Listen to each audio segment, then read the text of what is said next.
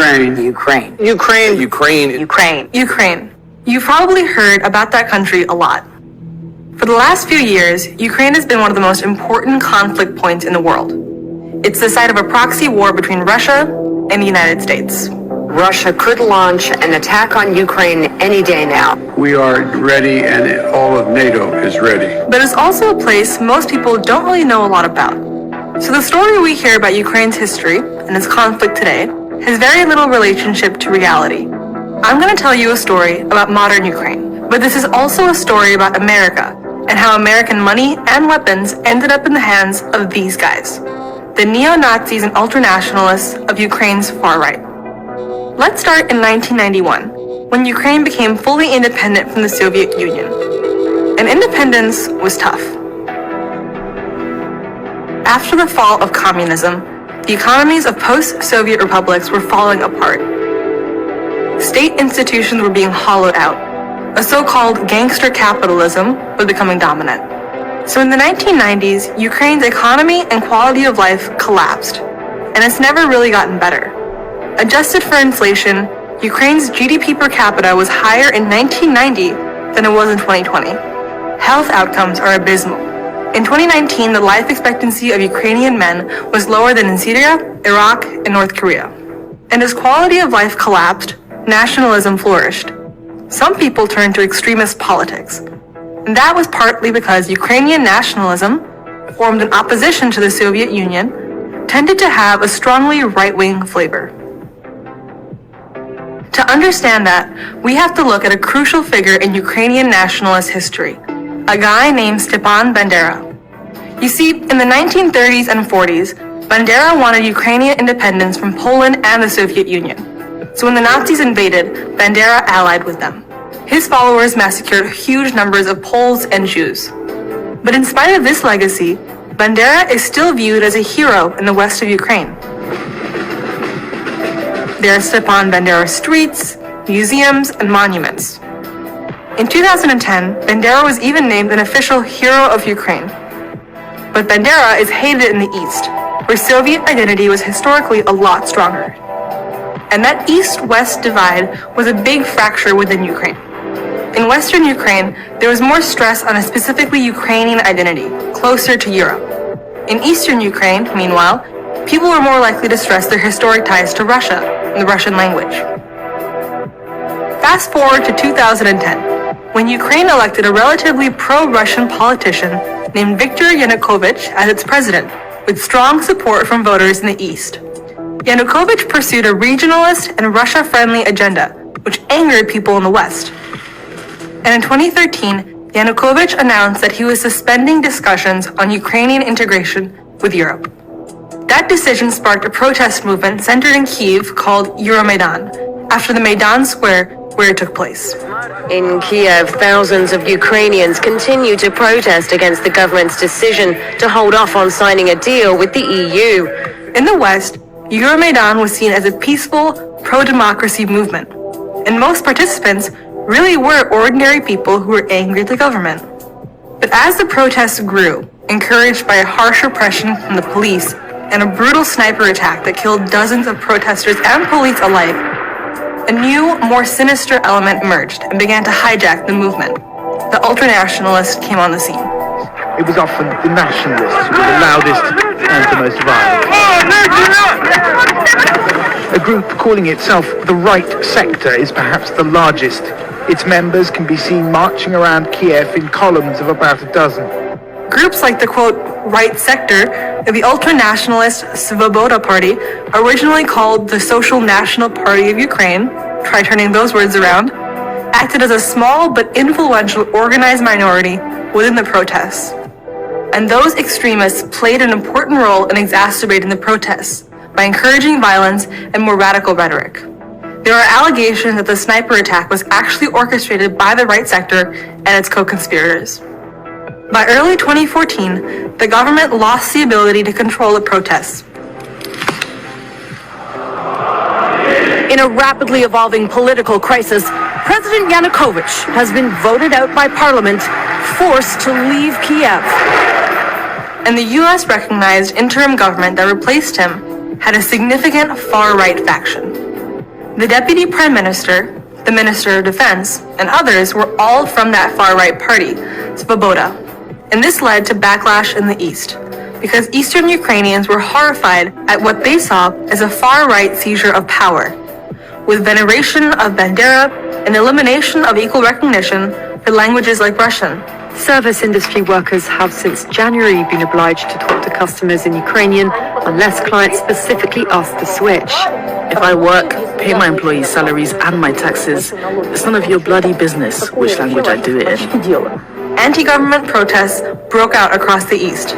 In the eastern peninsula of Crimea, people were furious. Many of them talked about joining Russia, so the Russian government saw an opportunity. They wanted to encourage a surge of Russian nationalism for its own benefit.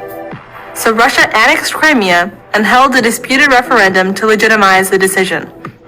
As many as 95.5% of the electorate in Crimea have voted to join Russia.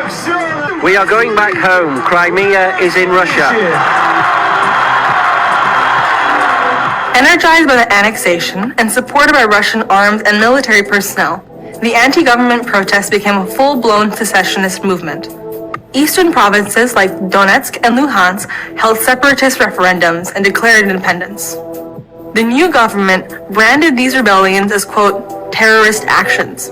Ukraine entered a civil war, which was also a proxy war with Russia. But after decades of austerity and corruption, the Ukrainian army was totally unable to fight. So a lot of the action fell instead to the people who were the most violent, the ultranationalists. So a new paramilitary emerged. It was called the Azov Battalion. And unlike the official Ukrainian military, Azov's volunteers were willing to go the distance. But Azov wasn't just any random organization. It was a pretty disturbing far-right group. It had come out of neo-Nazi street gangs that had been used as muscle by Ukrainian elites in the 90s and 2000s. Azov members regularly sported tattoos of swastikas. Their symbol was based on a Nazi emblem. Their leader declared that their mission was to, quote, lead the white races of the world in a final crusade against the Semite-led Untermenschen, subhumans. But Azov's neo-Nazism turned out not to be such a huge concern to the Ukrainian government. Because in 2014, a guy named Arsen Avakov became interior minister in charge of police and security. And Avakov had been a long-time patron of the neo-Nazi gangs. And when he was a regional governor, he used them as enforcers. So when he became interior minister, Avakov had the Azov Battalion incorporated into Ukraine's National Guard. Ukraine is the only country to have a neo-Nazi formation in its military. So as the war was heating up, the US government announced it would start helping the Ukrainian government.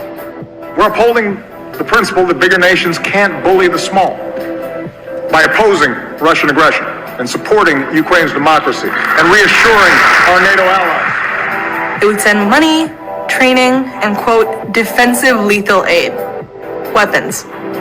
And as all that flowed in, Azov became a beneficiary. The research group Bellingcat showed that Azov was receiving access to American grenade launchers. The Daily Beast investigation showed that US trainers were unable to prevent aid from reaching neo-Nazis. And Azov itself posted a video of the unit welcoming representatives from NATO. Some in the US were concerned about all of this. They warned that arming neo-Nazis would pose a threat to Ukrainian minorities and to Ukrainian democracy. But whenever Congress tried to ban funding for Azov, the Defense Department had those provisions removed. So the US continued funding Azov for years. It wasn't until 2018 that funding was banned, and that the State Department labeled Azov a, quote, nationalist hate group. Ukraine is still mired in a war on its territory, and the Russian government likes to use Ukrainian nationalists in its propaganda, part of its practice of painting all Ukrainians as Nazis. Of course, those claims aren't really true. But Ukraine still does have a serious and militarized neo-Nazi problem, and Western support extends beyond Azov. Even today, far-right groups continue to benefit from training by Western countries. American politicians have met with far-right leaders. People of Ukraine, this is your moment. during the protests, American Senator John McCain made a public appearance with a leader of the far-right Svoboda party. This guy. He had previously been kicked out of Ukraine's parliament for extreme anti-Semitism. And here's that same guy meeting with then Vice President Joe Biden. So since the 2014 uprising, Ukraine's far right has become increasingly powerful. Azov veterans have been given high positions in the security services. In 2016, Andriy Perubi, pictured here when he was leading a neo-Nazi party in the 90s, became Speaker of the Ukrainian Parliament, even as he continued to offer praise for Adolf Hitler. Here's Perubi meeting with John McCain. The new Ukrainian government even made it a criminal offense to deny Bandera's heroism. And in 2021, the United States and Ukraine were the only two countries to vote against a UN resolution condemning the glorification of Nazism. A climate of impunity has developed around far-right violence. Attacks against Roma and gay people go unpunished. A 2018 report found that Ukraine had more incidents of anti-Semitic hate crimes than all other post-Soviet republics combined. So that's the story of how the far right helped cause the country to fracture. But it's also a story about America, how America's support helped legitimize the far right and allowed it to build influence. And that's a pattern you see over and over in American foreign policy. Getting involved in places that we don't really understand and supporting groups, lesser evils, that we think serve our interests. And then being surprised when the blowback hits us in the face. In Central America, in the Middle East, in Southeast Asia, and now in Ukraine. I'm Hadia Afzal, Advocacy Associate for Just Foreign Policy for the Gravel Institute.